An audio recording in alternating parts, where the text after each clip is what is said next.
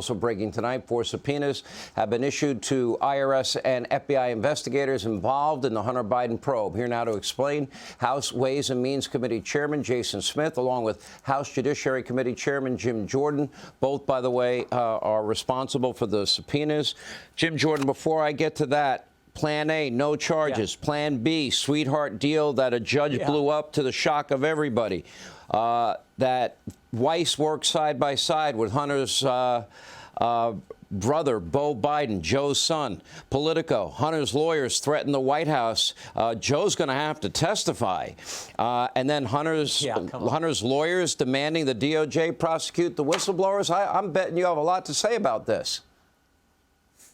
Yeah, the idea that Joe Biden's going to testify is ridiculous. Can you imagine putting Joe Biden on the stand right now and him facing cross-examination? I mean, there is no way that's going to happen. But this was the pressure campaign they were putting on the DOJ. And John Solomon's exactly right. But for these whistleblowers, that sweetheart deal would have been even sweeter. They weren't even going to require Hunter Biden plead guilty to anything. This is how bad this was. And what we want to do, Sean, is we want to talk to the folks who were in the meeting. These whistleblowers come forward. They change history, as John Solomon just pointed out. What prompted them to come forward? This meeting, October 7th, 2022. You got David Weiss, you got Gary Shapley, the whistleblower, and 4 other people in that meeting. We want to talk to those 4 other people because that's the meeting that Gary Shapley said that was the red line meeting. When I decided there was no way this investigation was going to do the right thing, we had to come forward and talk to Jason Smith, Chairman Smith's team at the Ways and Means Committee. And then they came forward and their testimony,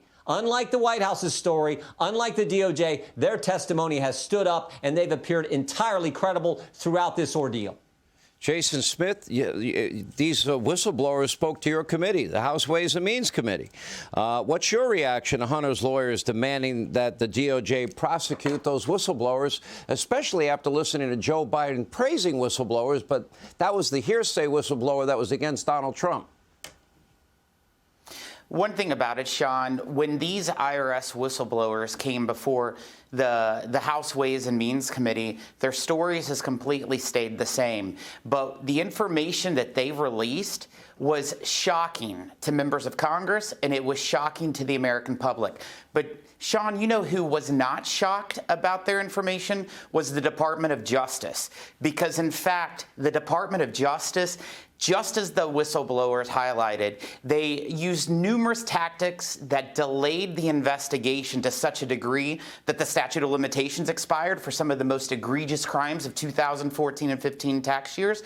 They denied prosecution, which is why we want to know about this October 7th meeting and why we've subpoenaed more individuals to answer our questions. And they divulged information to Hunter Biden's lawyers.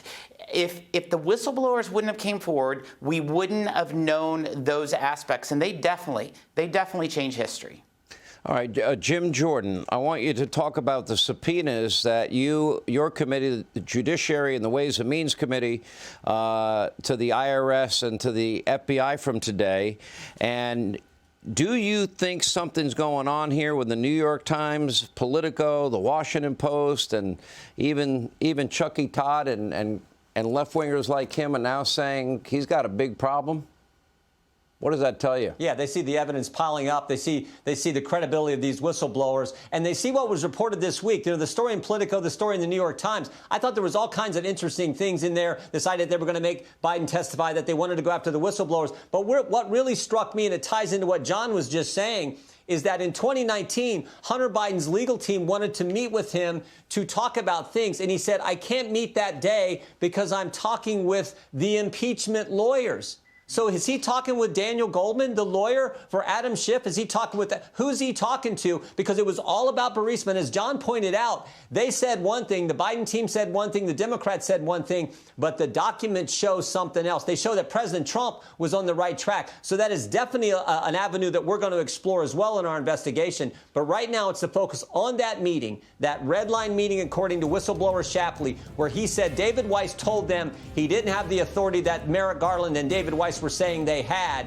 And that's when he knew we have to go to Congress. We have to become whistleblowers. We have to tell the story so the American people get the truth about how wrong this investigation was being handled. Jason, last word.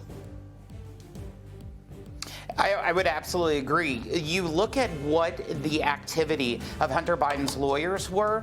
They're the same people who told the Department of Justice prosecutors that if they bring charges against Hunter Biden, they'd be facing career suicide. And now they're threatening the president coming and testifying. It's outrageous.